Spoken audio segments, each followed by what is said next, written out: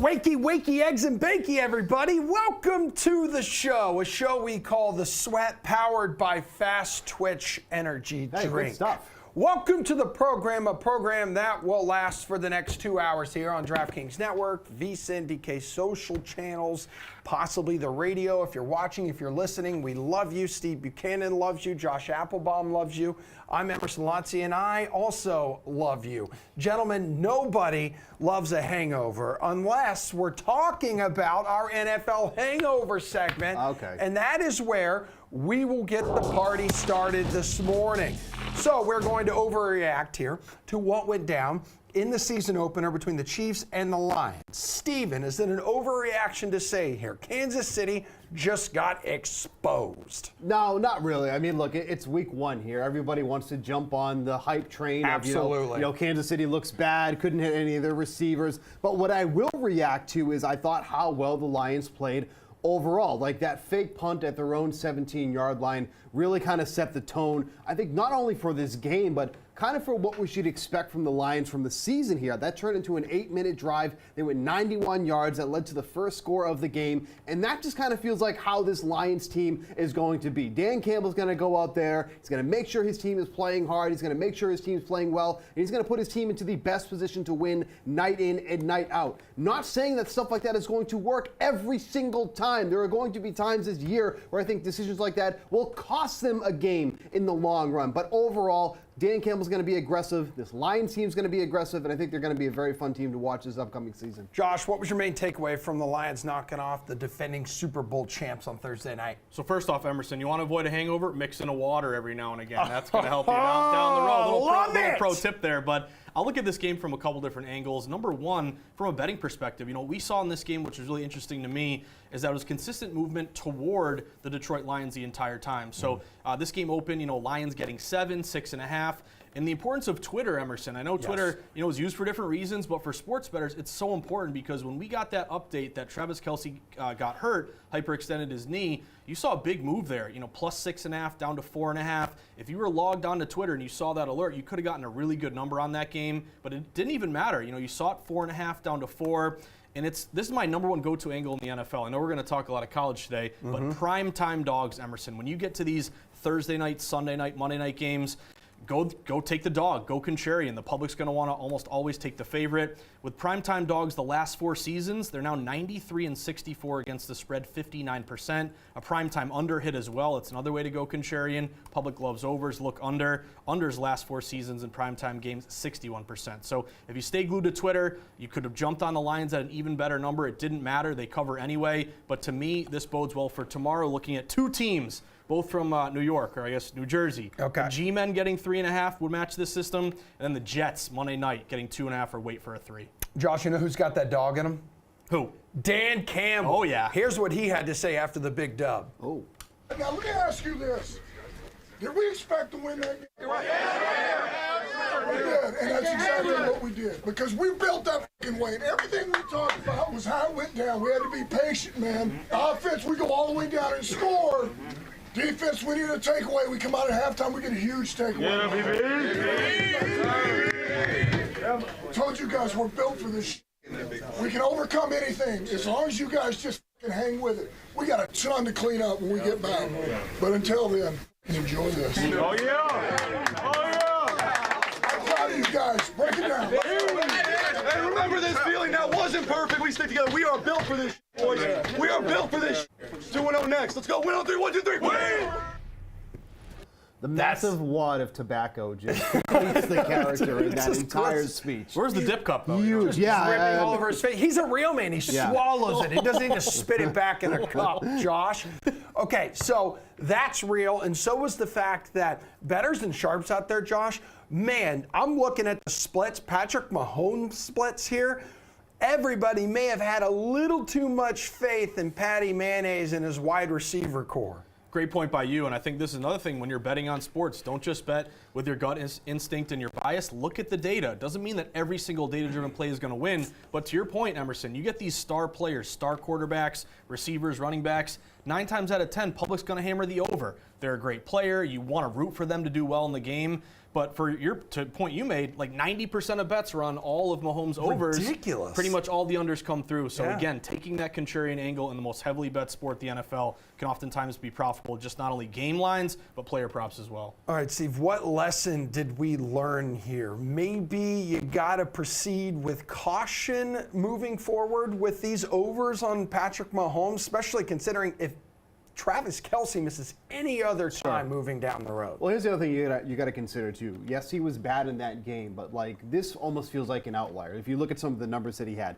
53.8% completion percentage in that game in Week 1. The last time it was that low, you have to go back to Week 13 in 2021 when they played the Denver Broncos. He was at 51.7%. His adjusted completion percentage, which is passes thrown on target, that was at 65% in that game. You have to go back all the way to 2021. Week 9 against the Packers, that was at 64%. So it's been a long time since we've seen Mahomes pass this poorly. Now, there was a bunch of drops in that game. We had 2 by Kadarius Toney, 1 by Jerick McKinnon, but there's one thing I want to do too is we have to give credit to the Lions defense too, especially Aiden Hutchinson. He had 7 total pressures on Mahomes, 3 hits, 4 hurries in that game. So he did something that we haven't seen a lot on Patrick Mahomes, is that's get him under pressure a lot. He was under pressure on 44% of his dropbacks in that game. So while this was also a bad game for Mahomes, give the Lions defense some credit too, because they were in his face, felt like all night long, and I think that led to a lot of bad throws on his part. Josh, multiple drop passes coming at the worst times for the Chiefs. So on the Chiefs' final drive of the game, trailing by 1 point, Mahomes' receivers dropped not 1, not 2, but 3 balls that should have resulted in first downs, including one on 4th and 25 here. So it turns out there is a limit to what the Chiefs cannot overcome, and I think losing Travis Kelce is really past that limit. It really is. And I think, this may benefit the Chiefs long term, just in terms of, having to deal, losing, not having Chris Jones, what's going to happen with his holdout, missing Travis Kelce. So I think long term, maybe this, if they can learn to cope with it or, kind of have some experience not having Kelce down the road, that could help them. But I totally agree with you, Emerson. When you went into this game, not only were the Lions contrarian, only getting 35% of bets, but you saw those injuries. You knew that Chris Jones probably wasn't going to play. You knew Kelce was hurt, and yet the love for Mahomes, it was kind of like, hey, how do you not back Mahomes only laying, 4.5 points here? So I would just say another thing too, maybe buy low on the MVP odds for Mahomes. He opened plus 600, the favorite, because he didn't have a great game and they lost. Now he's plus 650. You just got 50 extra cents here to kind of buy low and think that he's going to right the ship. I expect Mahomes to get better. Again, it's tough when you lose your best target, like Brady when he doesn't have Gronk. Yeah, for sure.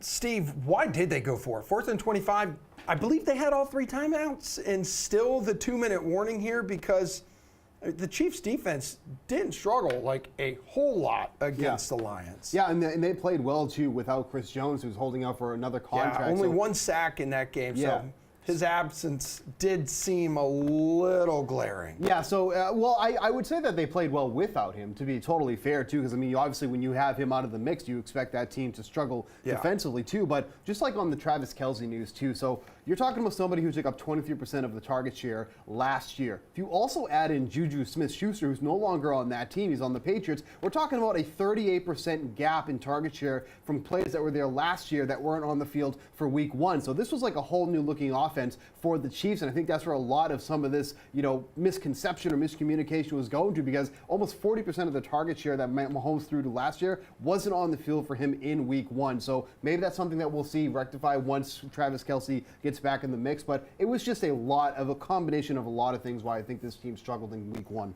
Josh, what kind of future movement have you seen in the betting markets following this game here? So one thing I like to do, Emerson, is when a team overperforms, or everyone is saying giving them roses, bouquets, they're fantastic. I like to bet against them next week. This is kind of just a very buy low, sell high, kind of philosophy here as data-driven contrarian bettors. So I'm looking at betting against Detroit next week. Detroit's at home against Seattle. Obviously, this is a play where Detroit's going to be extremely popular after their big win.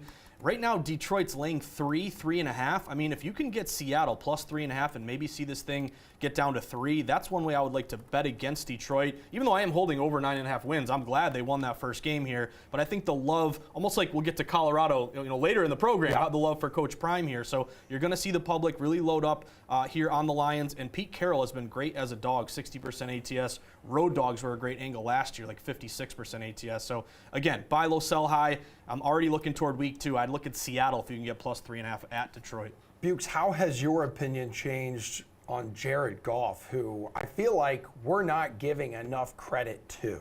Yeah, not only that, he wasn't under pressure a lot in that game. Only 27% of his dropbacks, he was under pressure, but he performed well in that scenario. He was 6 for 9, 73 yards under pressure. Another reason maybe the Chiefs need Chris Jones. No, there is something there, but Amon-Ra St. Brown, Josh Reynolds combined to catch 10 of his 14 targets, 151 yards and a touchdown. I like how they're using Reynolds. He's not just that deep threat. He's kind of getting some of those middle targets as well. So if they kind of continue that going, they're going to have a legit offense there, and that's even with Gibbs only playing 19 snaps in that game. They did really fully release him, so I think it's going to be a lot to like about Jared Goff and that Lions offense in the upcoming weeks. Jared Goff has now thrown 359 straight passes without an interception, which He's is also, I think, the only QB who's 2-0 against Mahomes. Okay, currently. that sounds like it makes sense. So that's the third longest streak, by the way, in NFL history, 359 straight passes without an interception. The third longest streak previously belonged to Tom Brady. Yes, Tom Brady, no match for Jared Goff. All right, we got to take a break here. Josh and I will be hanging out at the big screen coming up after said break, where the money is pointing to in college football. The next best weekend of college football, that's week 2, which comes right after week 1. The SWAP powered by Fast Twitch Energy Drink is coming up next.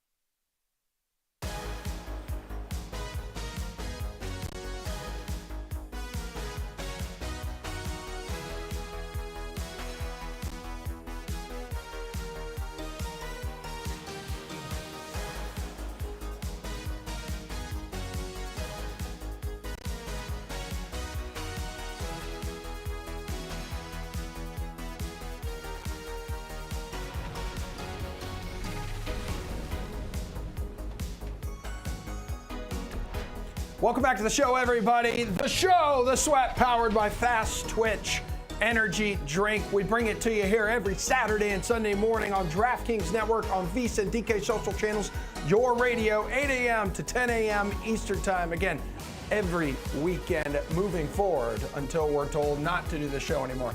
VSiN's Josh Applebaum here for a fun little segment of a numbers game. We're going to dive into college football, baby. Week 2 is here. We got Julian Edlow will join the show coming up. We'll dive a little more specifically into some of the biggest games on today's slate.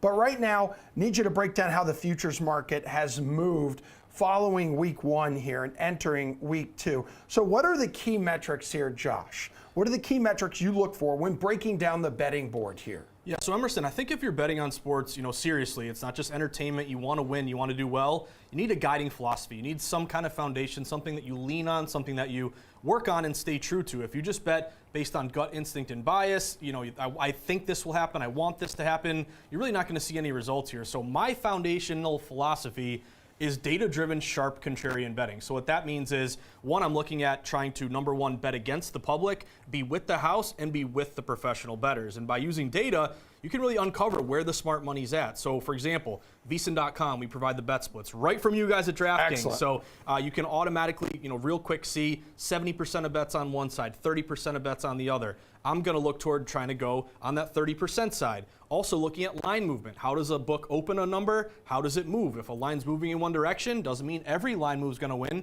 but it's a good indication of smart money. And then also betting system matches. I really look at historically, Emerson, how teams perform. So if there's a situation, for example, in the NFL, we mentioned primetime dogs or road dogs or divisional dogs. In the division, you see dogs perform very well, ATS.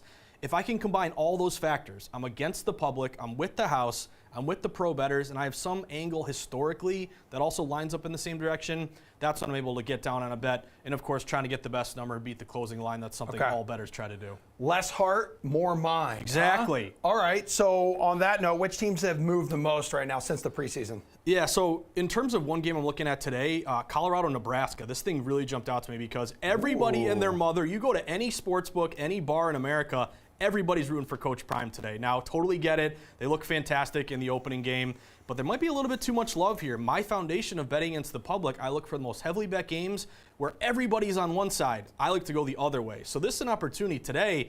I got to take Nebraska, Emerson. 90% of bets, 90%. You very rarely see so much love for one team, and totally get it. Again, they looked awesome in week 1.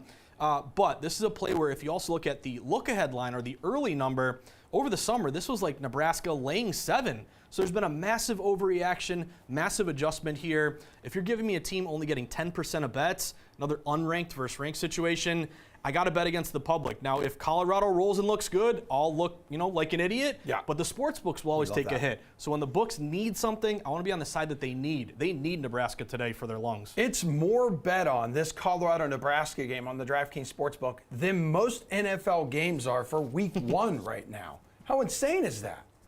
It's unbelievable. And again, this is paying attention to not just betting percentages. Like if you look at like UMass against like some small school, 90%, it's meaningful, but not that meaningful. But when you get to this big of a game, it's your most heavily bet game of the day, most lopsided. I mean, if you're looking at data, to me, this is a spot to bet against Colorado, take the Cornhuskers. Like, it definitely seems unlikely that Nebraska can match the pace of this Colorado offense that we saw just go absolutely off in a historic performance against TCU last week. Colorado's defense, still a question mark right now. Splits, sharp money, what are you seeing at this moment in time? Yeah, so the other game I'm really focused on here is Notre Dame and NC State. This is another noon game that really caught my eye. Emerson, get used to me giving you disgusting plays that sound terrible, but oftentimes sometimes cover. So Notre Dame, NC State. Notre Dame looks great. They're ranked 10th in the country. They're 2-0. They have absolutely destroyed their first 2 opponents. But again, putting my bias to the aside here, what's the market doing? This game opened Notre Dame, as high as laying 8.5, 8. It's down to 7.5, now down to 7. Emerson, if 87% of bets is your other second most lopsided game, if everyone's taking the Irish, why is the line falling to NC State here? You got to kind of put yourself in the mind of the odds makers. They know the public's hammering the Irish, but yet they're dropping the number to give the public an even better number to back Notre Dame. So I got to go NC State here, Emerson. Reverse line movement, RLM. That's something you're probably going to hear a lot from me. It's when the betting line goes away from the popular side toward the unpopular side. That's what you're seeing here. Give me NC State 7.5 you can find it, or 7. Yeah, I know a lopsided margin feels possible. It's a thin noon window, so a lot of people are going to have an eye on this game. Fun little fact that I found, it was this defense that intercepted Sam Hartman 6 times in the last 2 games when he was at Wake as well. So this defense knows a little bit about the ins and outs of Sam Hartman's game, who, I've said it before, looks like a sexy Jesus. That guy has it going on, and he's looked damn good under center through 2 games with the Irish. What about Texas and Bama? My God, this is going to be a hell of a game tonight, and I firmly believe this is a let me see it, or I will believe it when I see it territory for Texas in a primetime game against a legit opponent, man. I'm right there with you, Emerson. You know, to me, this is a tough one on the spread because you've seen kind of two-way action. You might hear that term a lot. That's basically you're seeing kind of smart money go both ways. So, for example, anytime Alabama's -7, you're getting a lot of Alabama love. But every time it gets to 7.5, you're seeing some Texas buyback there. So I think it's a battle between the sharps right now. Currently, the public is on Alabama, 63%. They're not that lopsided. I think the public stance is, hey, what you said, Emerson, I'll believe Texas. When I see them play well, I'll believe them. Also, you think of Alabama, our bias is so preconditioned to always just see them roll and play great and Saban be awesome. It's very rare. They're laying only 7. You know, they're usually laying 20 or more here. So I'm going to bypass the spread. I'm going to take another contrarian play. Give me the under in this game. It feels like they can put up a lot of points, but the betting market opened the total like 57, 58. It's down to 54, 53.5. Currently, you're getting only 30% of bets, but more than half the money on the under. So, again, here's the other thing. Always get the best number. You may win or lose a bet, but if you're betting Alabama, make sure you get the 7. If you're going the other way, 7.5. I'll take the under. It keeps getting hit. All right, it just feels like bad business to go against Alabama at home, right? You would think so. All right, you mentioned earlier in the first segment, too, about these primetime New York games. So you've got the Giants and the Cowboys on Sunday Night Football. We're going to wrap up week 1 Monday night between the Bills and the Jets here. So dive into that Giants matchup for me now and what movement you are seeing. Yeah, so I like the Giants plus 3.5. And again, when you're betting football, I know it's, we're back into the swing of things with football. You always got to think about key numbers and hooks. That's so important because the most common margin of victory in the NFL is 3 points. That's because the most common method of scoring is the field goal. So this game's been right around 3.5, 3. You saw Dallas open around -3. They've been getting up to 3.5, but you're seeing a lot of buyback back down to 3. So to me, it's a spot just like that Lions game to take the contrarian dog, get the hook with the plus 3.5. If Dallas ekes out a 24-21 win, 20-17, something like that, you'll cash with the hook here. But the other angle, not just primetime dogs, Daniel Jones has been great ATS as a dog. He's around, I think, over 60%. Dayball was 10-2 ATS as a dog last year. And here's my number 1 angle, Emerson, and it might scare you a little bit with your Jags and Indy tomorrow. Divisional dogs. Divisional dogs do very well, especially in week 1. They're almost 70% the last few years. Is it just because so much has changed in like the offseason? There's a lot of, you don't have a whole lot of tape on some of these new guys. Like, again, going to Jacksonville and Indianapolis tomorrow, like, no one really knows what to expect out of Anthony Richardson. We know he's this athletic freak. We've seen him in a few preseason games, but they're not going to open up the entire book in the preseason. I agree with you. I think part of it is just the unexpected nature of, just volatility and upsets and stuff like that. But I also think fundamentally, when you're in the division, you play the opposing team twice a year. So you know them. You know the opposing team's players. Exactly. And that really levels the playing field, benefits the team getting points. So, again, divisional dogs, always a spot I look toward. What catches your eye right now when we're looking at Monday Night Football? It's going to be emotional there in New York or New Jersey, technically. It's Monday. It is 9/11. It's the Bills. It's the Jets. What stands out to you right now? What stands out to me is that even though the Jets are kind of the offseason darling, Aaron Rodgers, and they have high expectations, they're the unpopular bet in this game. Currently, you're getting like 70% of bets on the Bills. Bills only open -1. They're getting so much love. They're up to 2.5. This is not really a sharp play for me, but it's a value play. You're getting an inflated line, plus 2.5. You could tease them up to 8.5, go through a couple key numbers. But I got to go primetime dog, divisional dog. I mean, you're layering on a lot of system matches with the Jets. I'd hold out for a +3. If you can't get it, I'll take the 2.5 with Rodgers. We're just overhyping Aaron Rodgers and the Jets right now after the whole Hard Knocks thing, right? And just Aaron Rodgers and his darkness retreats and all that jazz.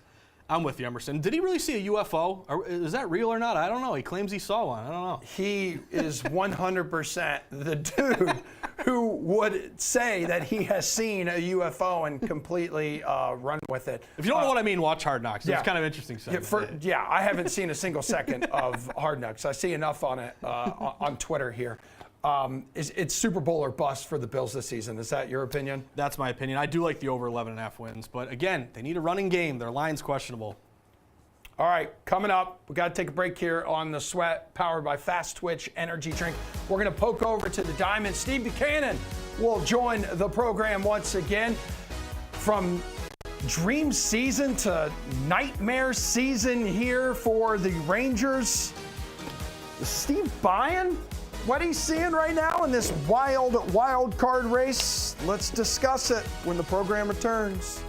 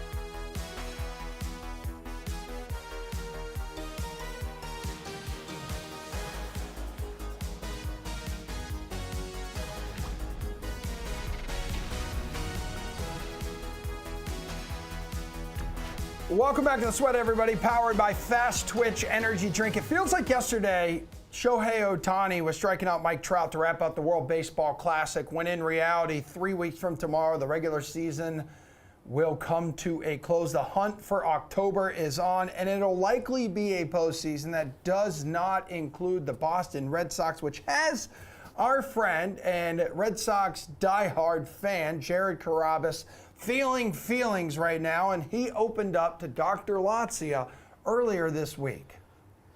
The first step here, as we all know, and we've been through this before, you're one of my favorite patients, admitting it. You must admit the issue and the problem you have in order for us to come up with a plan to tackle it. So please, for the audience at home, can you open up, be vulnerable, and say the Red Sox will not make the playoffs?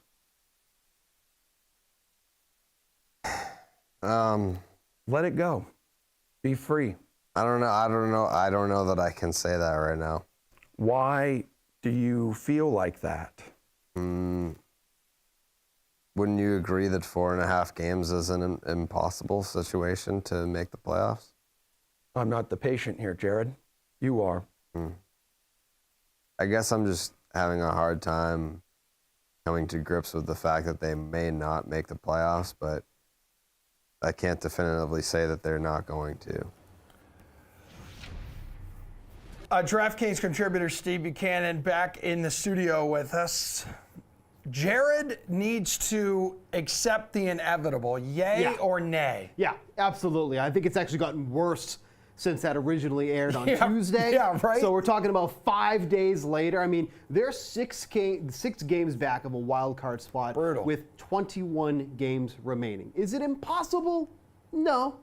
Is it more likely that I'll be on the field pitching for them in the ninth in the next couple days? Yes. Because you consider the teams that they're facing too in that span. They're facing a lot of teams that have something to play for. They have 6 against Baltimore left. They have 3 against the Rangers. They have 3 against the Blue Jays. These are all teams that are fighting for a playoff. So, well, Baltimore's not. They're basically in it. But those other teams are, and Baltimore still has something to play for to keep that #1 seed. So it seems very unlikely that the Red Sox are going to make it at this point. It's too little too late, and this can just go on and on about how this team was so poorly constructed, being a high-market team. But yeah, I think Boston is officially out of it at this point. I mean, this graphic of the AL wildcard standings on your screen right now, one of the Astros, Mariners, Rangers, or Blue Jays here, Bukes, is not going to make the playoffs as we now dive into some best bets here.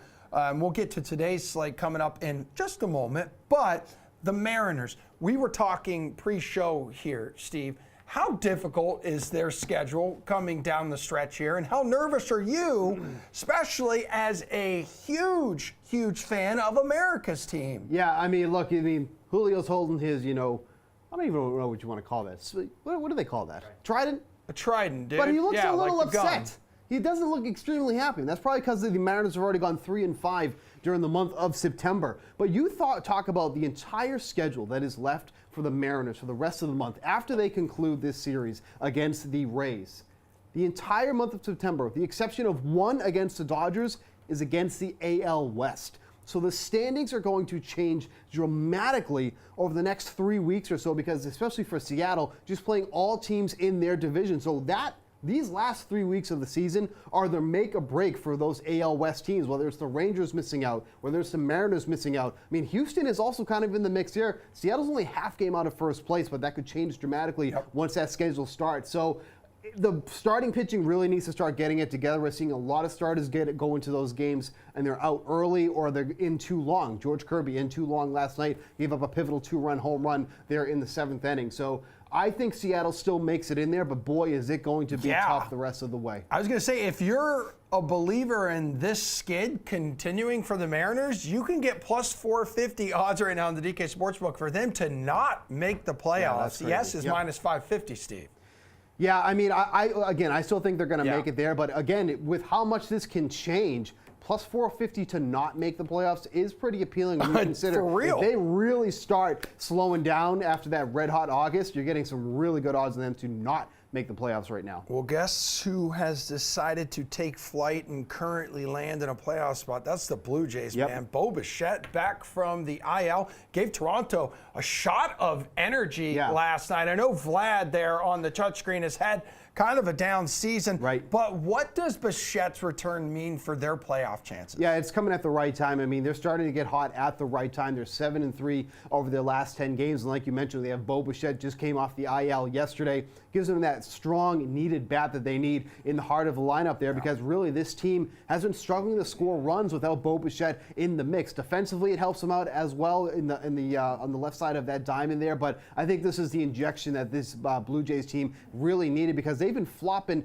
in and out of a playoff spot now. It feels like for the last couple of weeks. So getting one of their best players back in that lineup, that's going to be huge for them. They are a complete team. They got the rotation, they got the bullpen, they got the lineup too as well. So adding Bo Bichette into the mix there, into the heart of September, I think that's going to be a big difference maker for them. But again, is it going to be too little too late at this point because they could have taken advantage of some of the times where Houston was struggling and the Rangers have been struggling. They weren't. They're starting to now. But again, is it going to be too little too late for the Blue Jays at this point? Blue Jays to make the playoffs on the DraftKings Sportsbook right now, folks. Yes, minus 270. No, plus 230. Bukes, what was once a dream season for the Rangers here, turning into an absolute nightmare. They just put Garcia on the IL, patellar tendon strain in his right knee. What has been the biggest reason for their late season collapse? See, that's the thing that I think is hardest to pinpoint is like, the offense has still been hitting pretty well. I mean, since the beginning of August, they're still averaging over 4.5 runs per game. Obviously, losing Garcia is going to be huge. The pitching staff has been kind of where they're struggling a little bit there. Nathan Eovaldi just came back the other day, got absolutely lit up in his first start. Not something you want to see because they really were hoping that he could come back and be that huge starter in their rotation, be one of their premier pitchers in that rotation. I'm not going to say he's not because of one bad start, but that's definitely what you didn't want to see. But they are sliding, and they are sliding fast. They've gone 1-6 already in the month of September. They're 3 back in the division. They're 1.5 games out of a wild card Steve, spot. they're 4-15 their last 19 games. Yeah. And that's despite having spent 150 days in first place. Here's the one thing, though, and this is not going to make Rangers fans feel better, but they were playing with house money. They were not supposed to be in this position. I feel like they were still a year away from being a legit playoff contender, and them being as good as they have been throughout the entire year, except for when Josh Young got injured, I think that's really where it started to turn there. But again, I didn't think they were going to be in this position to begin with, so if they don't make it, yeah, it's going to be extremely disappointing, but you really weren't supposed to be in here to begin with. So, that's not something that, fans are going to take solace in. But again, I think the Rangers were playing above their level, and I think it's finally come back down to what they normally would be playing like on a day-to-day basis. Hey, which series this weekend do you think will shape baseball's postseason picture the most? Is there one that comes to mind? Yeah, I mean, this series with the Mariners and Rays right now, I mean, that's really been a big one there because that's knocked them out of the lead in the division. It's put Houston back in there, and that's going to deal with seeding too as well. Like right now, Houston is in the 2nd seed, where Seattle, if they were to make it as of today, they'd be in the 5th seed. So they have to play that first round, where if you win that AL West, you could potentially have a bye in the first round, and then you would play whoever wins that 3-game series in the wild card series. So I think this is a big one here because, again, that's really going to set the tone from when all these teams start battling in that last half of the season when the AL West really is just going at each other for the entire month of September. All right, if the playoffs started today and they do not, Orioles 1 seed, Astros 2, Twins 3, Blue Jays would take 6. It would be the Twins, Blue Jays, then Rays at 4 and the Mariners at 5 meeting each other. All right, favorite money line bet tonight on the DK Sportsbook. What do you got, kid? Yeah, I like the Orioles a lot tonight going up against the Boston Red Sox. The Orioles are just so incredibly good against lefties, specifically going up against Chris Sale here. If you look at their numbers against lefties on the year, 334 WOBA with a 113 WRC plus on the year. That's both top 10 in the league for both of those numbers there. Sale has come back and he's been using a slider and a fastball. Those account for 80% of the pitches that he's been throwing. The expected lineup for the Orioles against both of those pitches have a combined 385 WOBA. So I don't think this is going to be a good start for Sale at all. I think he's really going to struggle in this one. So I like the Orioles a lot here in this game. Which game total is worth following? Maybe you have one, maybe you have more than one? So I like the White Sox and the Tigers at 8.5 here. We got Jose Urena making his major league return after being just designated first time by the Rockies earlier in the year. He was so unbelievably bad for the Rockies. Now, to be fair, you shouldn't have good numbers when you're with the Rockies, but he had a 9.82 ERA and an expected ERA of 9.14. So he was just as bad as advertised. He was putting a ton of men on base. Per 9 innings, he was averaging almost 7 walks per 9 innings. He's been okay in the minors for the White Sox here, but Chicago, also a good hitting club against lefties. They're going to go up against Tariq Skubal here as well. 8.5 feels like a pretty low total for this game here, considering we could see a lot of offense early and often with these two pitchers taking the mound tonight. Steve, very quick, share with me a prop bet you have your eyes on. Yeah, going with Adley Rutschman, going over 1.5 bases. Like I mentioned, he's been one of the guys that have hit so well against lefties, especially against those pitches that Chris Sale throws. All right, good stuff, dude. The NL wildcard battle is no doubt baseball's most hectic race, so you and I will get into those futures on tomorrow's show. But still ahead, Julian will stop by and join us for a look at this Week 2 college football slate. Right after Chargers running back Austin Eckler hops on the program, catching up with Gojo, looking ahead to LA's season kicking off tomorrow. Why the Chargers may be cursed after their historic loss to the Jaguars.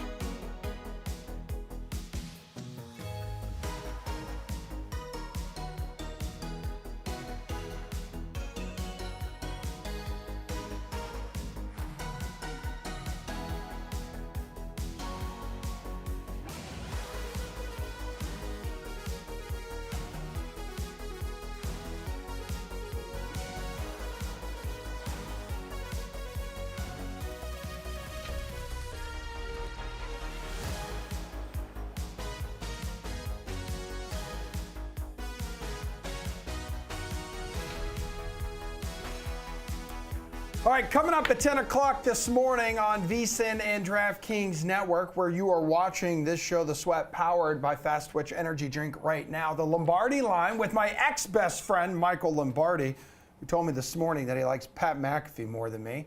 To be honest, I like Pat more than I like myself as well. I also like talking college football. College football is in full gear, baby, and so are you. DraftKings contributor Julian Edlow, thanks for being here. Here to dish out some of his best bets ahead of the main slate of week 2 of college football, which I think you could argue that the highlight, Alabama, Texas. What's a bet you like in this one? Yeah, there's a lot of highlight games in week 2, actually. It's a pretty exciting board. This is one that Alabama looked really good in the opener. Jalen Milroe, we were, wondering what is the quarterback position going to look like at Alabama post Bryce Young. Milroe came in and did something that hasn't been done before in throwing 3 touchdowns and rushing 2 in. He looked very good, but it wasn't against very high-level competition. Texas didn't, stun anyone in the way that they pretty modestly beat Rice. But that said, we saw these two teams really duke it out in Austin last year. It was a game that Texas probably should have won, but Alabama just snuck by. I think Texas is out for revenge in this one, and we've got to see what Alabama looks like. Texas is loaded all over the field. Alabama has 2 key injuries in the secondary. If we're getting more than a touchdown in this one, I would say to go with Texas. I think this is going to be a 1-possession game. All right, Colorado and Deion Sanders stealing the show last weekend, and the early performance creating some momentum here in the betting markets. What do you like for this game against Nebraska? Yeah, Colorado was the story of week 1, which says a lot after we saw Clemson just score 7 points against Duke and basically take their college football playoff hopes away in week 1. This is going to be the most interesting game of the week, maybe one of the most interesting games of the season just from the betting numbers. The look-ahead line on this game bounced between 7.5 to 9.5, with Colorado as the home underdog at that price. As soon as Colorado took down TCU, and maybe TCU is a little bit overrated, and Nebraska did not look very good in a Thursday night game in Minnesota, this line reopened with Colorado as a 2.5-point underdog and has reached as high as Colorado as a 3.5-point favorite early in the week.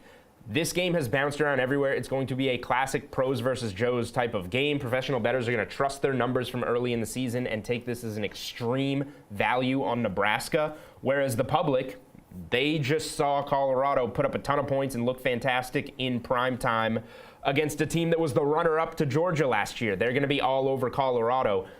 Not necessarily picking one side or the other here. I just think it's going to be a fascinating betting splits and fascinating to see who is on each side of this. But in my opinion, just the eye test of Colorado, Sanders and those kids that they have, those playmakers, they passed the eye test. They were explosive. They looked for real to me. Texas Tech did not pass the eye test as the Red Raiders losing in double overtime last week to Wyoming. What do we expect now as they clashed with the Ducks of Oregon? Texas Tech did not pass the eye test. They were up early in Wyoming. Wyoming comes back, steals the game in double overtime at home. But Laramie's a tough place to play. They've got some big home wins. That's a weird road game to start the season. And it was this look-ahead spot to the huge Saturday night opener against Oregon. Of course, Oregon goes out and drops 80-plus points in their opener, which moved this line a lot. Look-ahead was around 3 to 4 points here. Home dog, obviously, for Texas Tech. It reached as high as a touchdown to start the week. It was actually the first week 2 play that I bet and put out on Twitter on Monday. Texas Tech +7, and I think you can bet them less than 7, given what the look-ahead line was. What happened in week 1 didn't change much for me. Texas Tech lost on the road to a really good team. Now they come home in a huge spot, getting a lot of points. And Oregon's probably going to be a little overhyped after putting 80 points on a Portland State team that, nobody knows a player on Portland State. So I like the home dog here. Notre Dame's been rolling, knocking off Navy 42-3 in week 0. That was in Dublin. And then a 56-3 blowout last weekend over Tennessee State. How much steeper is this competition now with NC State?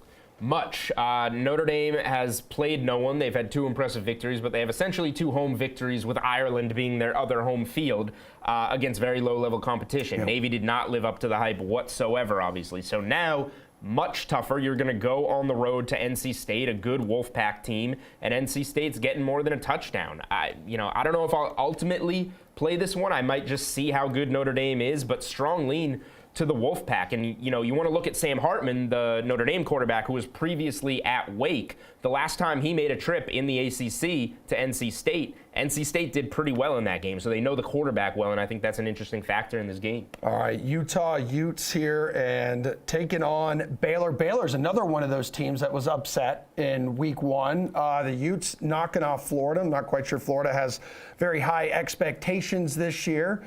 How do you expect this one to play out? I don't have many expectations for this game, but I have it here because I think it is a very important game to watch how it plays out. Because Utah, shorthanded at home, took care of a very poor-looking Florida team in that opener. Baylor suffers the biggest upset of the board. We want to talk about Clemson or TCU or whatever. Baylor losing at home to Texas State was by far the biggest week 1 upset. Utah was an underdog on the road here in the look-ahead line. Now they're laying over a touchdown on the road. You want to talk about a potential overreaction line. Not to mention, Baylor's quarterback got hurt in week 1. They're going to go with another quarterback here. What if this was the right move off the start and what was a tight quarterback competition, and this is the right quarterback move for Baylor? This is a big overreaction. I don't know which side is the right side, but I definitely want to see how this plays out to learn a lot more about these teams moving forward. All right, who wins the Cy-Hawk Trophy? We're talking Iowa State right now. I like Iowa here. Iowa's a team that I was high on preseason. I bet the over 7.5 wins. They scored 2 touchdowns on the first drive of the season, and then the offense kind of got stuck in mud again against Utah State. I think they were maybe holding back a little bit for this game, going on the road to Iowa State, a team that lost a lot of guys to a scandal preseason, saw that win total drop from 5.5 to 4.5.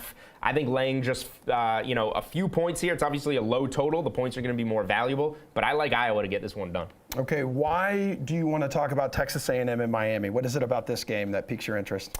Yeah, I think this is an interesting game because I was not very high on Miami preseason, and now because they dominated a Miami of Ohio team, the expectation has kind of come up a lot on Miami, and I don't think that's necessarily right. The look-ahead line here was 7, laying Texas A&M 7 on the road.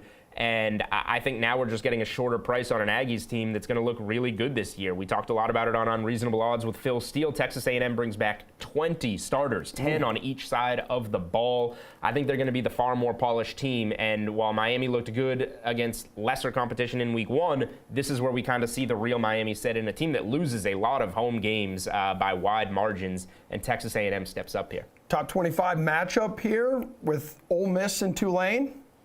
Yeah, this is another, kind of sit and watch for me, kind of like the Utah-Baylor game. I'm not going to play a side in this one, but obviously Tulane looked very good in the opener. I think they might be a little over their heads against Ole Miss out of the SEC, a team that I'm pretty high on this year. That said, given the direction that the spread is going in this game, I'm not comfortable laying it with Ole Miss. So this is going to be a game that we learn a lot about one of these teams. Is Tulane still the team that can knock off a USC-level competition like they did in that bowl game last year? We're about to find out.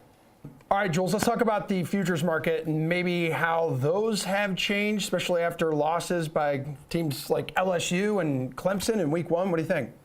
Yeah, so not the year of the Tiger. No, certainly is not. I thought both of those teams were going to be pretty good. I thought they were going to win those games. I know. I remember everything you said on this show last weekend. Yeah. Not great, Bob.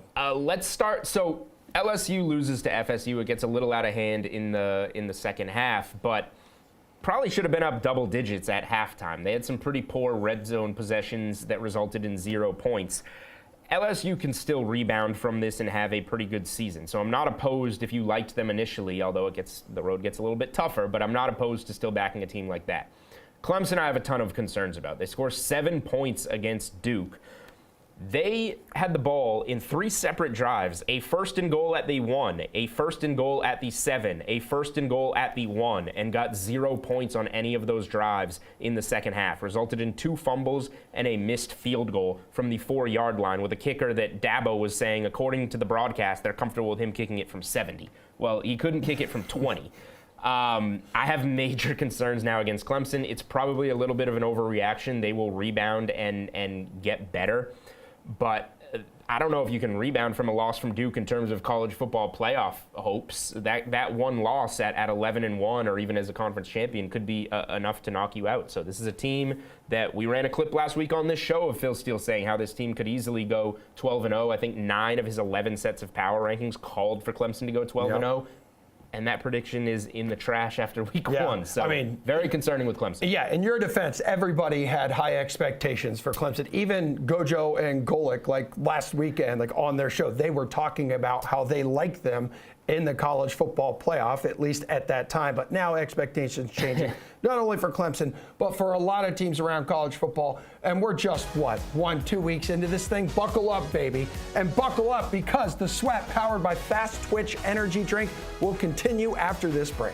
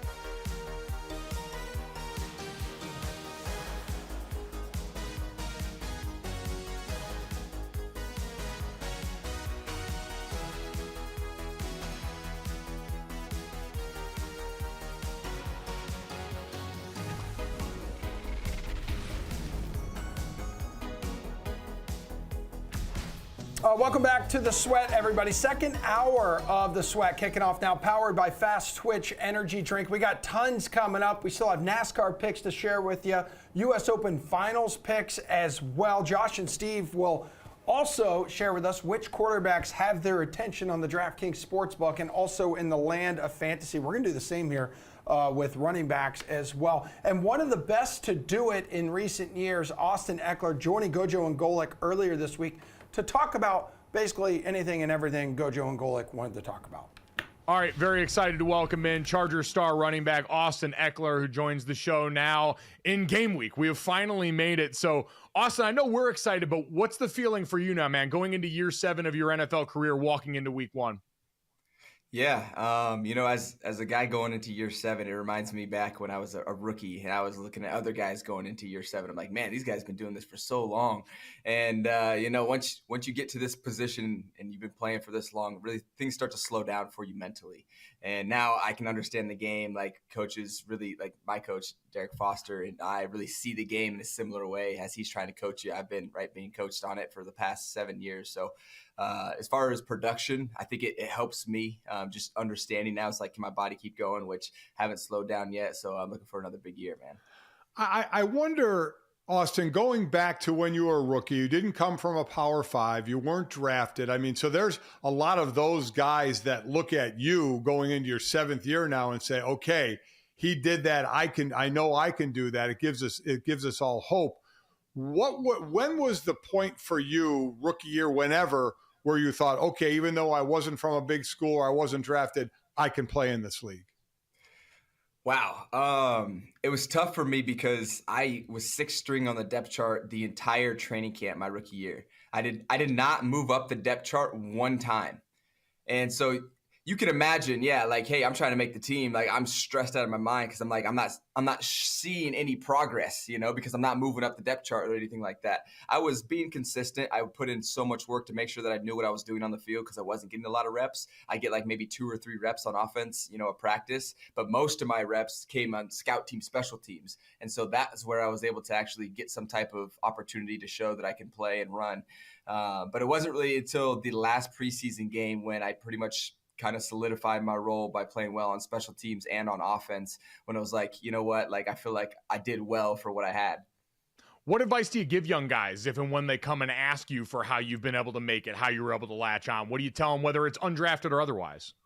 Yeah, great question. So for me, I treated it like my life depended on this opportunity. And that's what I tell these young guys coming. I say, dive into this like everything in your future depends on you making this team. Like you're not going to get a lot of reps. So you got to make sure that you know every single play. So when you do get a rep, you're ready. And then when you get that rep, now you can start to build your reputation. So you need to overstudy. You need to go talk to the coaches. You need to be talking to the special teams coach, talking to the running back coach, getting extra time, making sure that you're overdoing the studying part so that you know exactly what to expect, what to come on the field. Because as a rookie, you're thinking. There's a lot of thinking going on, and you need to try to slow the game down for yourself mentally. And so if you can apply yourself in that way and treat it like this is everything, and when it's full time and it's full go, you give it everything you got, like your hair's on fire and, like they're trying to take something off your dinner plate. If you don't, then guess what? It's going to bring you into a new level. And for me, I was tapping into my survival instincts. Like, this is it. And so that's what I tell them. I tell them, I hope I can spark some fire in their ass, because if I can't, then it's probably not for them. Boy, that is so true. I remember telling young guys, if you're getting 2 reps, try and do something in practice where now you're getting 4 reps or you're getting 5 reps, and show that coach that you deserve more reps. So 7th year for you, I got into the league in 85 and finished in the mid 90s. And the game changed even in those 10 years of preparation, workouts, nutrition. For you, from when you got in the league to now, what have been some of the changes, even in how you prepare for a year from when you first got in the league to now, and how it's changed? Yeah, something personally that's like a little bit more, in my story. Like my first 2 years, I used to crank some rock heavy metal music in my ears before practice and stuff. And this is when I was mainly special teams, so I don't need to know as much. Just go to run and hit, But now I'm on offense a little bit more, and it's like, okay, I actually have to calm myself down, right? And so I need to make sure I can lock in and I can actually think and like see the coverages and the plays and understand what's happening. So that's been something that's changed internally for me. but also just, as you get older as a player, you take care of your body a little bit more. And, Coach Staley has done a great job with our team. We have an older offense right now, a bunch of guys that are, year 4 and past. And so Coach has done a great job of making sure that, hey, we're staggering out guys. Some guys are getting vet days, people that have been around 8-9 years. And so I think just preparation of how much toll you put on your body is what I've really seen change over the years. And now, we wear these Guardian caps to protect our heads. So really a lot of the things that have changed have been around health and safety, which is a good thing for us. Do you get a vet day? Have you gotten a vet day? Nah, I haven't earned a vet day yet. All right, we're going to have to get on Staley about that, man. That's some bullshit. Here's the thing. Here's the thing about being a running back. There's 4 of us on the active roster, but there's only 1 on the field at a time. So your reps are already limited, so you don't need a vet day. You'll be good, Listen, first off, I have to ask, you mentioned the music. So what's the song now? What do you listen to get you in that calm Zen mind state if you're not blaring heavy metal now? So now I'm no more music before the games. I am just straight self-talk. I get up and I visualize and I kind of pace back and forth. And I'm watching myself catch a swing pass from Herbert, right? I'm watching myself go through. And so I'm going through this and I have my helmet on. I'm fully strapped up. I'm just pacing. It's like right before, like 10 minutes before, I'll just be pacing. I was even doing it in preseason games, man, because that's just like my routine. Like I wasn't even playing a preseason game, but I'm walking back and forth and it's just in that locker room, in that phase, I'm like, this is go time, so that's what I do now. So you didn't think it was strange then when you saw Kirk Cousins in another preseason game wearing his helmet with no pads on the sideline then? You're like, all right, I kind of get what he's going for here. Exactly. Look, like, even though we're not playing, we're still a part of this team. We're still a part of this brotherhood. And so we feel the energy of game day, regardless if we're playing or not. And so I definitely get where Kirk Cousins was coming from.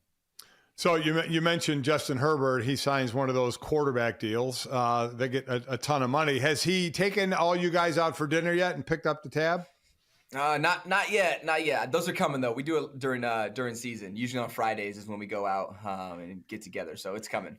Has the money changed him at all? I feel like no one on the outside really gets to know Justin. He's presented to us as a guy who's really, not a big talker, not really about himself. Has the money changed him around you guys at all yet?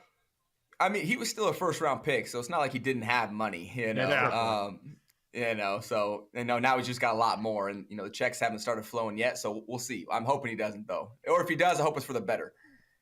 I hesitate always to say this. When I got drafted in 1985 in the 10th round, back when there were 12 rounds, my rookie year salary was $62,500. So the league has come a long way since then. Well, it's taken people like yourself to help pave the way, man. So, much appreciated. Oh, listen, yes. It was, and guys before me as well. No doubt there's been a whole lot there. Yep. We've talked a lot about the running back stuff this offseason, but before we get into some of that, I want to take a different angle of it. They always talk about running backs and their age, and you're 28, but playing at the best you've ever played. But over the last 2 years, you've had, I think, 587 touches right in that area.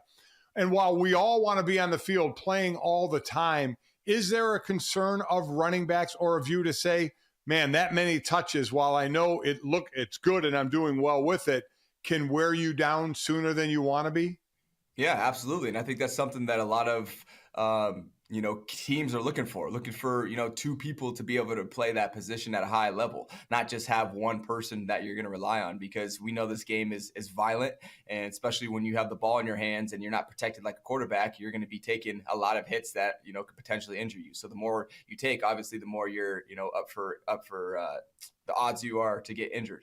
And so, yeah, if you have, we have Joshua Kelly right now is our number 2 guy. And so it's like, look, we feel comfortable, both of us on the field, making plays, and we honestly need each other so that we can make it the entire distance.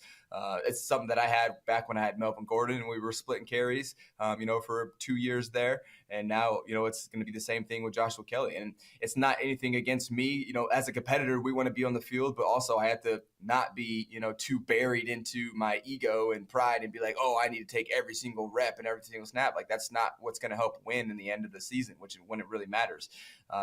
So no, I'm about it. I'm about having, multiple people at the running back position that can continue to play. And I also I think it helps with that conversation of the contracts, because if you got guys that are continuously making it through the season, that in that scenario, that person, hey, this person's been shown that they're durable. And that's something that plays a part into contract negotiations, as we've seen. So, no, I think it's a great thing. You mentioned that there, and listen, we've all got an ego. It's why we get to where we are, and you went to bat for not only yourself, but a lot of running backs. You were part of a lot of that conversation. Was that your biggest takeaway, or what was your biggest takeaway from what you went through, what you saw running backs across the league go through this offseason, and is it affecting the way you approach this season at all? Yeah, my biggest takeaway, there's a few takeaways. It's not necessarily the biggest, but there's a few. One being that just as a player in general, we really don't like when we're restricted from getting to the open market, based off of artificial numbers that may or may not be your market value.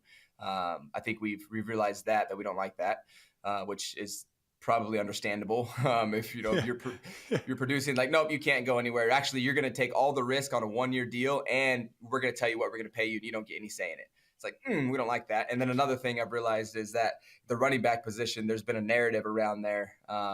And the narrative is really, in a summary, I think, trying to compare our outliers, the guys that have really been playing at the top, and comparing them to the rest of the generalized running back narrative. And basically that's hindering our pay. Well, it's like, not that you're an elite player, it's you play running back. And so they're using that against us.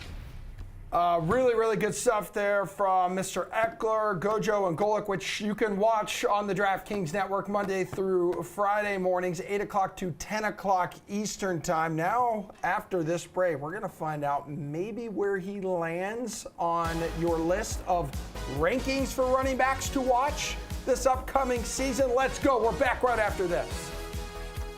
I forgot my computer. Hey, great job, guys.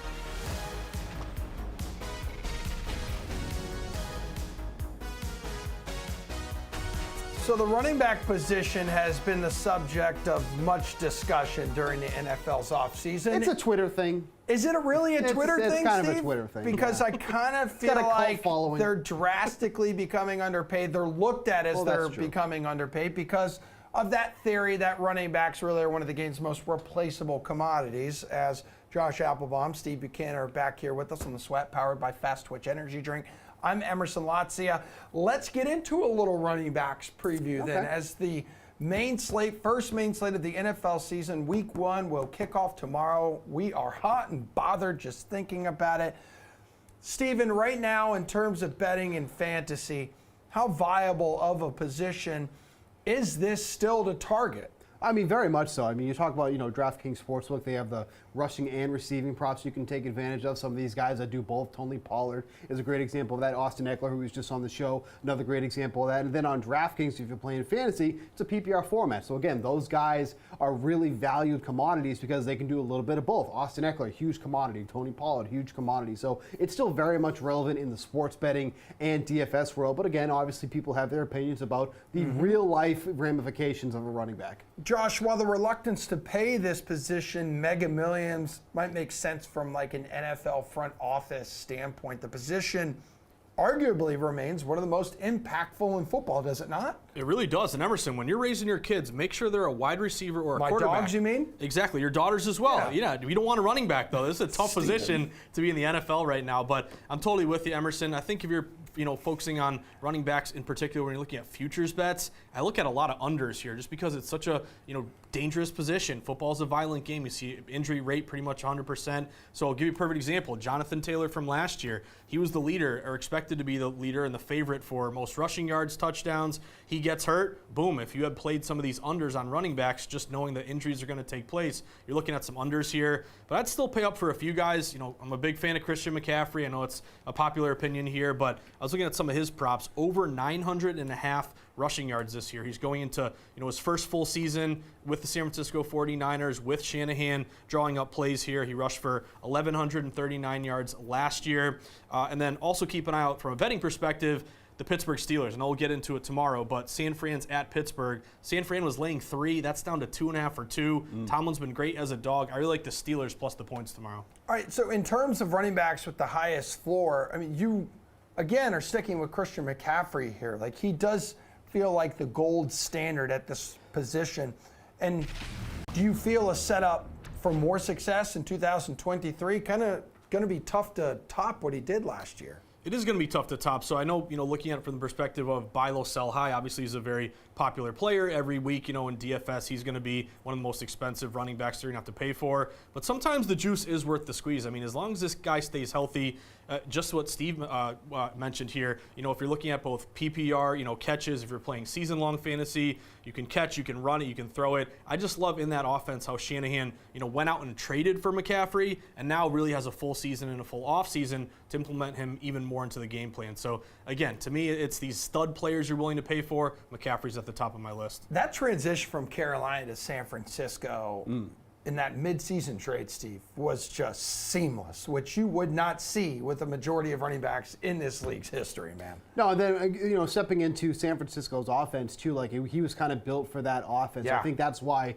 the transition was so seamless for him to go from Carolina to San Francisco. All right, in terms of who you like with the highest floor, Steve, it looks like you're going with, in terms of pure runners, this guy may be the best in the NFL. Yeah, definitely Nick Chubb with the Browns here. Aside from his rookie year back in 2019, this is somebody who's had at least 1,067 rushing yards per year for his career. He's averaging over 5 yards per carry. This has been somebody who's been so unbelievably consistent since he's joined the league back in 2019. Now, if you look at his rushing prop for the year, it's set at 1,225.5. That's a number he absolutely smashed last year had over 1,500 rushing yards. So why is the number so low? Well, Deshaun Watson is going to be starting in week 1. This is someone who's going to take away some of those rushing plays that the Browns will draw up. They really haven't had a mobile quarterback since Deshaun Watson came with the team. So that will take away from Nick Chubb, but if there's one thing that's been consistent, when he is on the field and he is rushing the ball behind one of the best offensive lines in the league, he is a monster when he has the ball. He creates great numbers, yards after contact per attempt. He should be one of the most consistent running backs in the league this year, even with Deshaun Watson in the mix starting in week 1. And with Kareem Hunt out, like his involvement in the passing game could increase a little bit, which has really been like the major knock on him, the one knock really. Yeah, I mean, he averages just over like a target per game, even with Hunt in the mix. But yeah, there could be some of those opportunities. But quite frankly, I mean, if it's not broken, don't fix it. I mean, I think he's just one of the best pure runners in the game right now. All right, in terms of running backs, you believe have the most upside. Tony Pollard, Steve, he's been freed. No more Zeke Elliott there to steal carries. Yeah, thank God. I mean, just let this man play. I mean, you look at his rushing yards set at 1,050.5. That's at even money right now to go over. He was over 1,000 rushing yards last year. And while that's impressive enough, what makes it even more impressive is he carried the ball less than 10 times 6 games last year because Zeke Elliott had to be involved. He's not that running back anymore, but Dallas was like, nope, that's our guy. We're going to keep running him out there. Now he doesn't have to worry about that anymore. He is the bona fide running back 1 on this team. And then, like, again, we're talking about yards after contact. He was one of the best in the league, averaging 3.7 yards after contact last year. That is absolutely absurd. So with him being the de facto number 1 on this team's offense, I mean, I think the sky's the limit for Tony Pollard. He should go over that number for something he basically did with the Zeke Elliott in the mix last year. All right, Josh, running back with the most upside. You're going with a true Swiss Army knife of a running back here. I am a guy we just featured on our show a couple of minutes ago, Austin Eckler. I've been a big fan of Eckler for quite a long time here. He does everything for you. You know, he runs the ball, he catches the ball. And I think playing with a quarterback like Herbert, who, you know, again, they've had a lot of experience together, I think he knows how to use them, and especially with Staley and that offensive game plan as well. But Eckler, if you look at his over rushing yards this year, seems kind of low to me, 775.5. You know, can he get you 776 rushing yards this year? I think it's definitely doable. He's been very durable. That's the other thing. We were talking about running backs being devalued and not making the money they want to make. Well, a lot of it is injury, and then also in the draft, you've seen running backs be taken too high and not get that second contract. But Eckler, to his credit, has been very durable. You know, he's pretty much playing every game, every single year. Also, you look at what he's done the last couple of years. He had 915 yards, 911 yards the last couple seasons here. And also pay attention to the juice when you're betting these season-long props. Emerson, that over 775.5 is over minus 120. Tells me that the books are making you pay a higher price on that over because it's maybe likely to happen here. So I'll go over. All right, rookie who will make a splash. Everyone has been all over Bijan Robinson in every fantasy draft. I'm sure he's being bet out the wazoo on the DraftKings Sportsbook. Josh, you're going in that direction right now. Yeah, I think it's a worthwhile bet. I mean, this kind of reminds me of Saquon when he first, had his first year in the league and just totally ripped it up. And again, running backs, the age factor. He's fresh. He's coming out of Texas here. But if you look at a couple things with Robinson, over 8.5 touchdowns, that's going to be my angle to target him. I think in the red zone, this guy could be a beast. Also, the fact that, the Atlanta Falcons have devoted a lot of their draft capital to offensive weapons. You have Kyle Pitts, you have Drake London. Desmond Ritter's still a question mark here, but when you have to defend, who are you going to double? This could provide opportunities, especially in a dome and a fast track for Robinson. And then also, I really love the over 8.5 win total with the Falcons. That was one of the biggest wise guy bets all summer. Open 7.5 up to 8.5, really juiced up over. I like the Falcons to have a good year and Robinson to lead the way.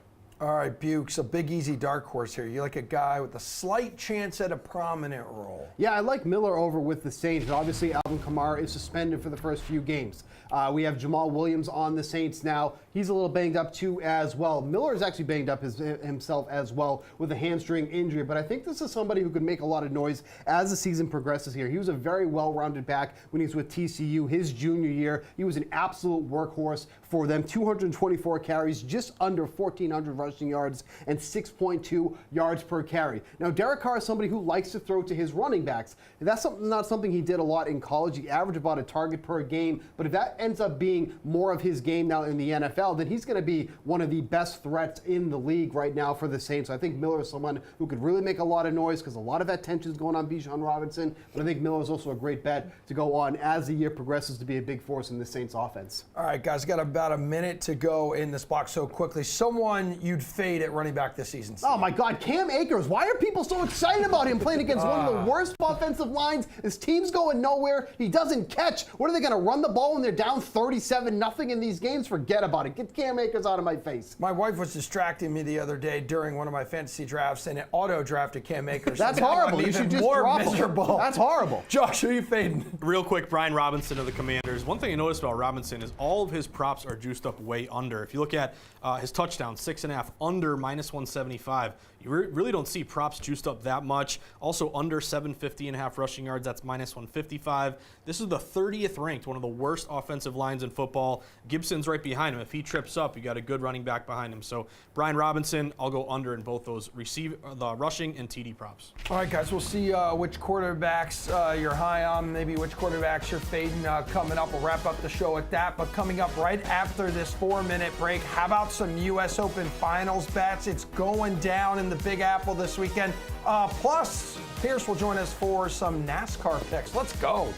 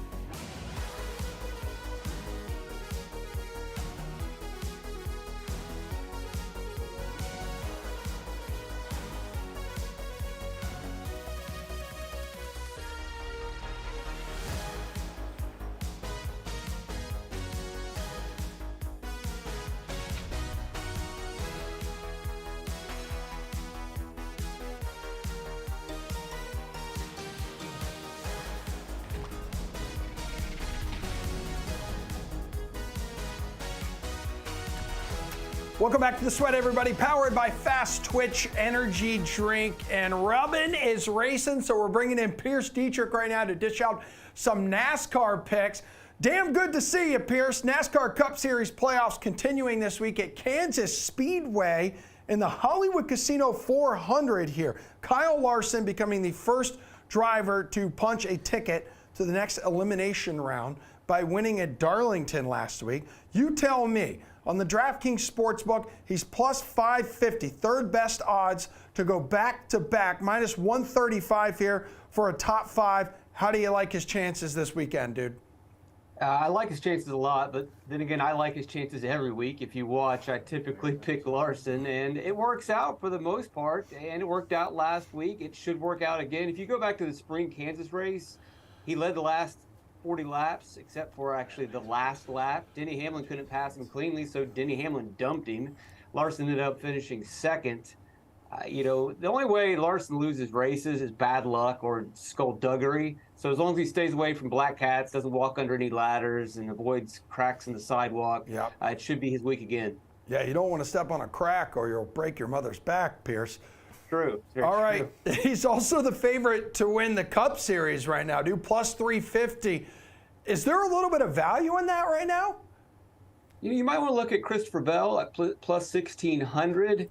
Obviously the favorites are the favorites, but if you go a little bit further down, Bell qualified for the championship last season by winning races and advancing every round. I don't think he's going to have to win so many races this year in the playoffs. I think he's got a fast enough car. The Toyotas have been very fast, and the way the playoff schedule sets up, each round has races that benefit him. There's short tracks. He's a great short track driver. There's some road courses. He's a great road course driver. So I think you get some value with Christopher Bell. Denny Hamlin, going back to Kansas here. Denny Hamlin, the favorite on the DraftKings Sportsbook to win this thing. You mentioned earlier the success he had here, almost winning it earlier in the season. Give me a name you like towards the top of the betting board, or maybe you're going a little further down for some value. Well, if you want to go down and get a little bit of value, and it's not as much value as you would expect, but Bubba Wallace won this race last fall. He has finished inside the top 10 in the last 2 spring races at Kansas. Toyota has won the last 3 races at Kansas, and those are all in the new next-gen car. I like Wallace's chances. Obviously, you want to lean on the favorites, but Wallace is there with a little bit of value. All right, how about in DFS? Higher price driver worth the big bucks this weekend? Yeah, the 3 you want to circle are Hamlin, Truex, and Larson. All 3 were really fast in the spring Kansas race. All 3 have been fast at every single racetrack. This track has progressive banking, which would lead one to believe that it has multiple grooves and there's more driver skill available, but that's just not necessarily the case. This is a track that favors the machine, and those 3 drivers have the best cars. All right, your pick to win the Hollywood Casino 400, Pierce Dietrich. Share it with me and the people watching at home right now. It's not much of a surprise here. It's Kyle Larson. Oh, wow. But yeah, I know. I'm sorry to disappoint people, but he's running really well. He's got all the momentum on his side. He's got a fast car. He was excellent in the spring. He was excellent last week. I just don't see any other reason to try to go with anyone else. Truex and Hamlin are there. But Kyle Larson gives a great opportunity to run up near the fence, collect fast laps, lead laps, and win the race. All right, Pierce Dietrich, you are ridiculous. Your job here is done. Please leave, because now we're going to bring in Jeff Pratt. We're going to head to the Big Apple for some U.S. Open picks. Hey there, Jeff. I remember texting with you a little bit yesterday. You missed the end. You missed the end of the Joker match there, which I love that guy. This world needs a villain. I know you said you missed it because you were on a date. I hope everything went great on your date. Was it good? No comment. No comment. It was good. It was good. We'll just leave it at that. Okay, I love that. Now let's get into the U.S. Open women's finals picks here today. Both you and I agree. Let's go. We are Team Coco today, right? What's the bet for the women's final? Absolutely. How could you not be? This match is going to be an absolute battle. Both of these women are playing incredible tennis. Obviously, it's not just us, Emerson. Everyone in the States wants Coco to win. It feels like she's been due for this breakthrough for quite a while now, and we're finally seeing it. What's crazy is she's still only 19, because it feels like she's been in the spotlight for so long.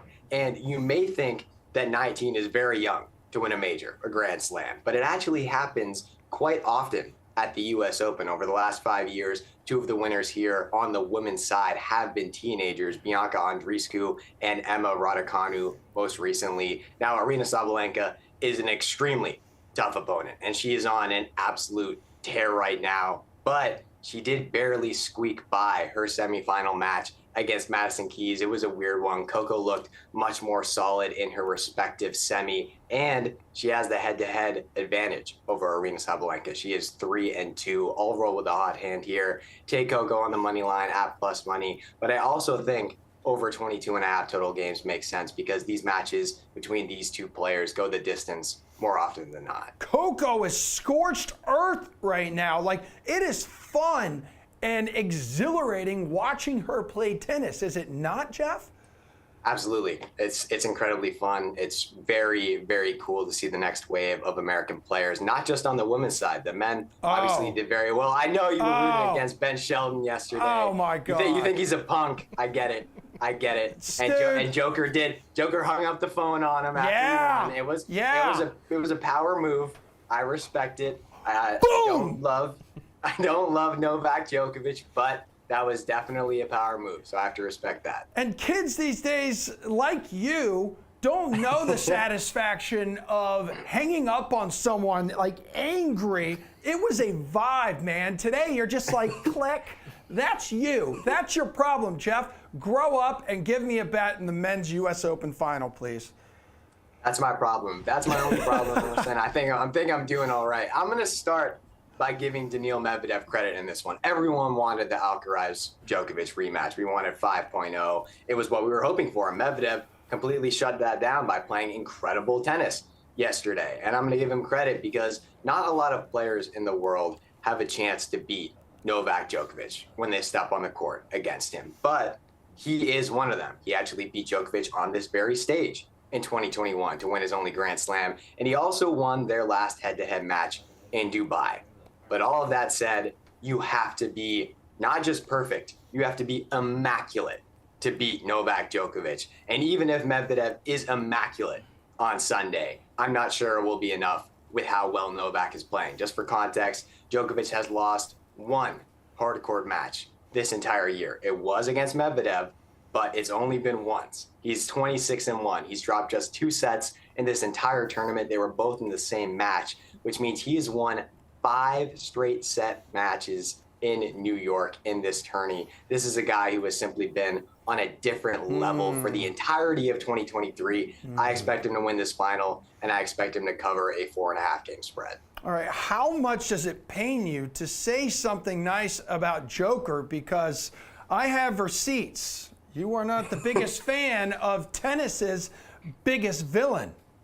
I'm not the biggest fan of tennis's biggest villain. I do acknowledge that at this point, he's the greatest player of all time. Good. It's a real shame because we've had a lot more high upstanding characters in the game of tennis before him.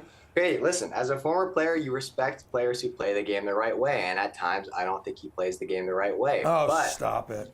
You cannot argue, and I'm saying that like I have any, credibility to talk about this. But at the same time, you have to respect what he's done. He's played through some very tough eras, beat tough opponents. His longevity is incredible. So I respect everything he has done from an accomplishment standpoint. You're credible in my eyes, buddy. We got a 2-hour show to fill, so we have to bring somebody on to talk tennis, and you happen to be that guy because I don't think anyone else can talk tennis. It's all good. We got about 90 seconds to go in this block here, Jeff. Besides betting the winners, which you have shared with us already, what are some other fun ways to bet tennis and these finals here at the U.S. Open?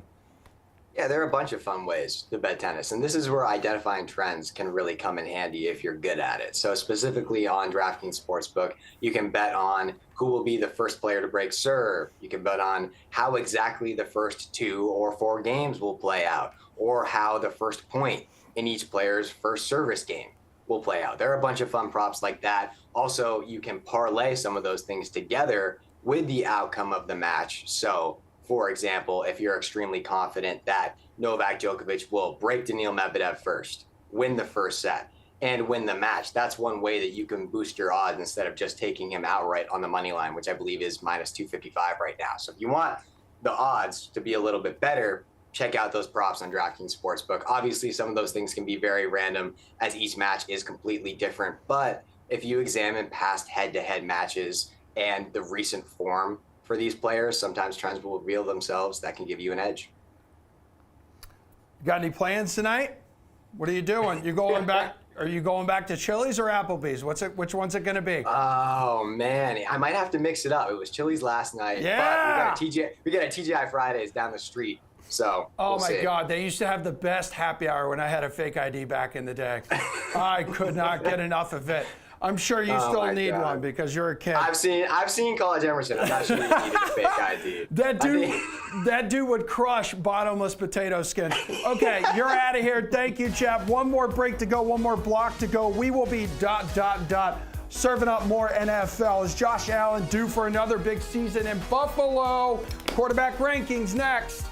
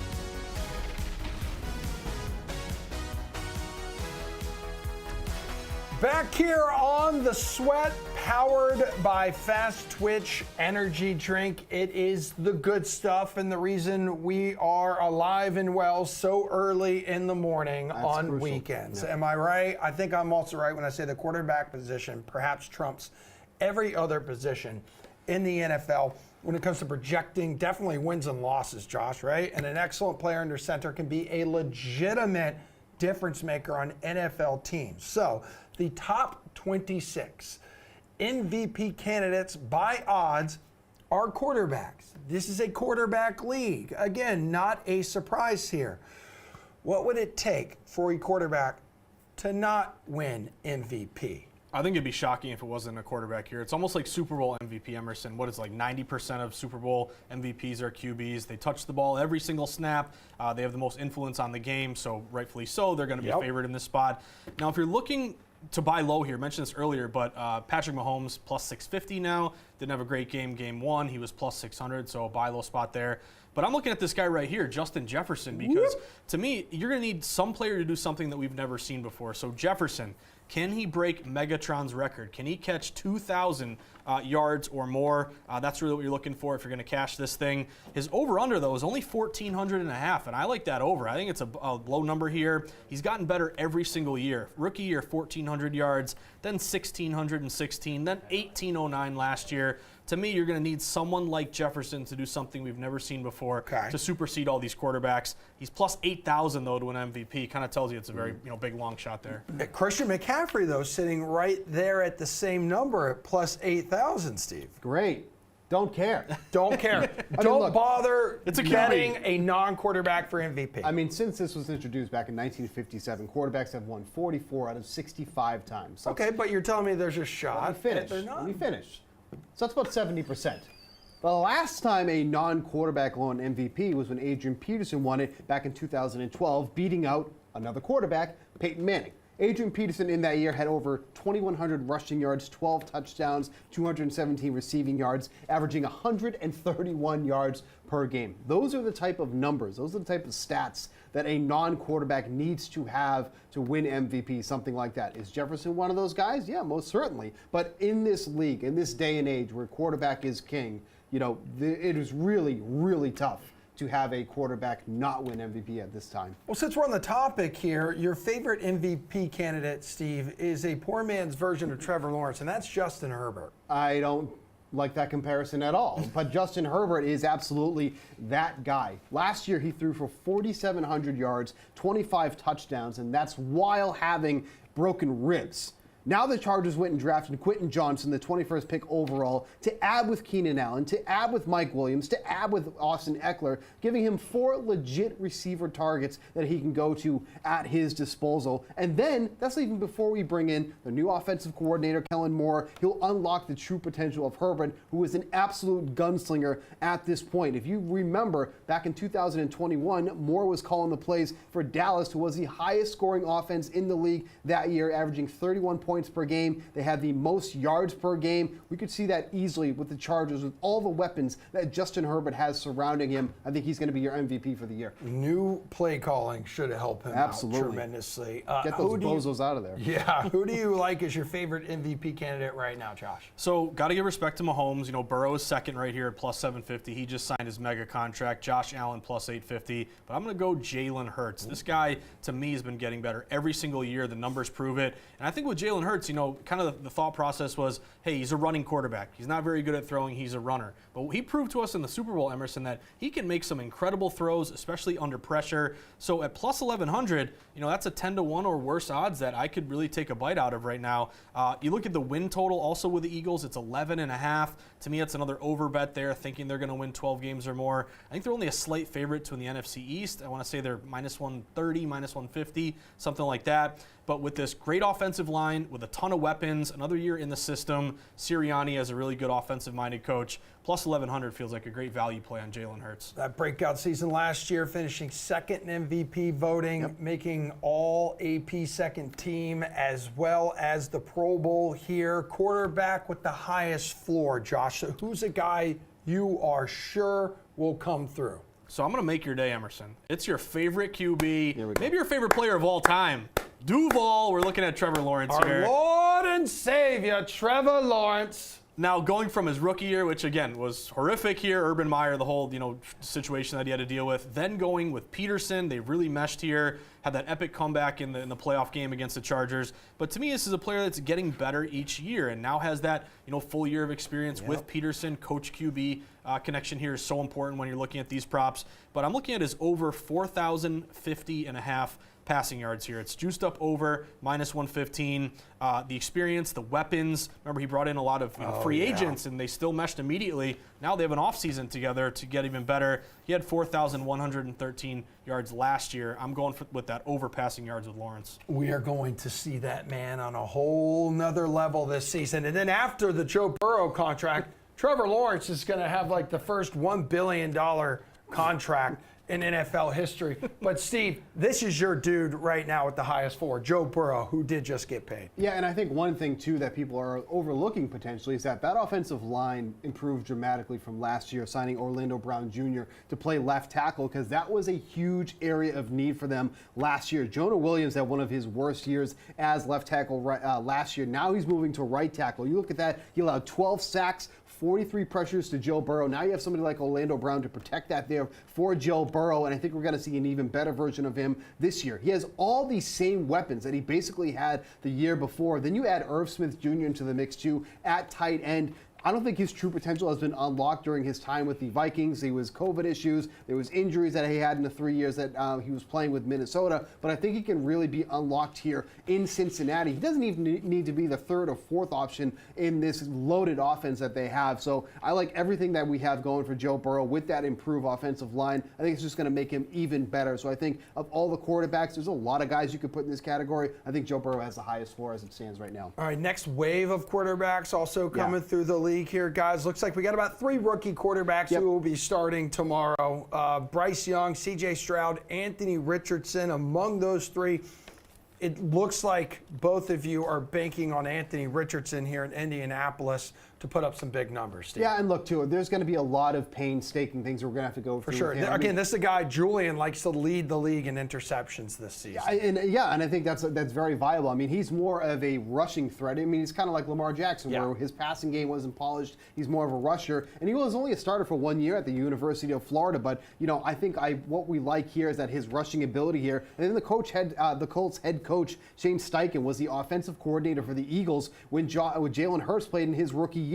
And that's where we saw him average over 52 rushing yards per game. So we could see kind of the same gameplay from Richardson in this upcoming season. But it's going to be painful to get there. There's going to be mistakes made. There's going to be things that we're going to question as the year goes on. But I think Richardson, of the 3 guys that we're going to see start in week 1, I think he's going to be the one that's going to be the most impactful. Yeah, Josh, while he was the 3rd rookie quarterback taken off the board this year, it does feel like he has more upside than Young and Stroud and even Will Levis there in Tennessee. Incredible upside, and long term, I think he's going to probably be a really good player here, but I think it's too early to start him. I don't know why you wouldn't go Gardner Minshew. And Gardner Minshew could have the revenge game tomorrow against Jacksonville, too. Yes, not a shocker. The Colts are dropping the ball. Exactly, and this guy didn't play much in college. He had pretty much a 50% completion percentage. Now you're going to throw him into the fire. I actually like him long term, but there's a prop I like, under 16.5 passing touchdowns. It's really juiced up, -145. Again, really athletic guy. I think it's a lot to ask of a rookie who hasn't played much college ball to come in and throw 17 TDs or more. Who's the next Brock Purdy, though, guys? Like, who, Steve, could be that guy, the season hero? Now, I'm not saying that they're going to go far, but I think Sam Howell's a legit option that could be that Brock Purdy. I don't think people are understanding just how good that offense can actually be. Like, it doesn't seem like it on paper, but when you got Terry McLaurin, you got Jahan Dotson, who could really take a step forward this year. Curtis Samuel can play in multitude of different positions for the Commanders. I think Howell actually is going to be a lot better than people expect. They're big favorites in week 1, obviously, with the matchup that they have there. I think 7-point favorites right now, and that could really just put the Commanders in a good spot to be successful moving forward. So I'm not saying the Commanders are going to get far, but I think Howell's a very underrated quarterback coming into the season. What do you think, Josh? DTR, Dorian Thompson-Robertson. This is a guy who really lit it up at UCLA in college. I'm thinking if Watson gets hurt, if this guy has to step in, he was great in the preseason. Also, I'm excited for tomorrow, guys. Keep an eye out for the Browns. A lot of money coming in on Cleveland. Everyone's loving Burrow, but this line's falling toward the Browns, +3 down to +1.5. We'll be like 95% talking NFL tomorrow on the first Sunday of the NFL season. Real quick, favorite quarterback-related future, Josh? You got one? You're going over 9.5 touchdowns for someone? Jalen Hurts over 9.5, and also over 3.5 rugby touchdowns where they push him into the end zone. How about that? Oh, yeah. Weren't they trying to ban that? Yes, they were. For a little while. They were. There's nothing in the rule book against it. No, it's a smart move. No, not at all. Not at all. All right, guys. Thanks, everyone, for watching this show this morning. The Sweat, powered by Fast Twitch Energy Drink. We'll do it again tomorrow on DraftKings Network and VSiN, 8 o'clock to 10 o'clock Eastern Time. Peace out.